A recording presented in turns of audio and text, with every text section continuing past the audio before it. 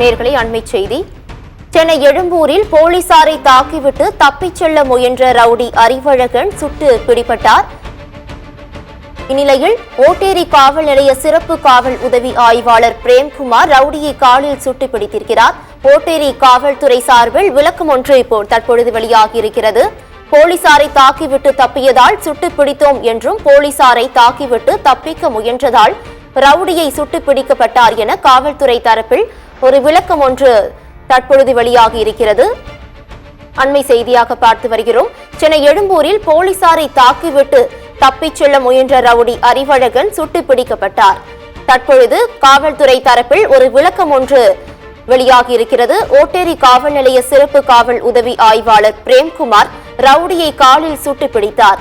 இந்நிலையில் போலீசாரை தாக்கிவிட்டு தப்பிச் செல்ல முயன்றதால் தான் ரவுடியை சுட்டு பிடிக்கப்பட்டார் என காவல்துறை தரப்பில் விளக்கம் அளிக்கப்பட்டிருக்கிறது.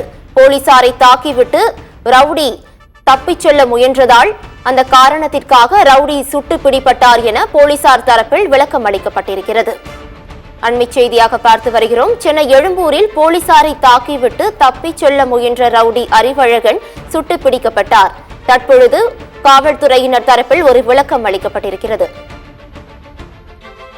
சென்னை பெரம்பூரில் போலீசாரை தாக்கிவிட்டு தப்பிச் செல்ல முயன்ற ரவுடி அறிவழகனை போலீசார் சுட்டு பிடிபட்டார். ஓட்டேரி காவல் நிலைய சிறப்பு காவல் உதவி ஆய்வாளர் பிரேம்குமார் ரவுடியை காலில் சுட்டு பிடித்தார். இந்நிலையில் காவல்துறை தரப்பில் ஒரு விளக்கம் ஒன்று அறிவிக்கப்பட்டிருக்கிறது.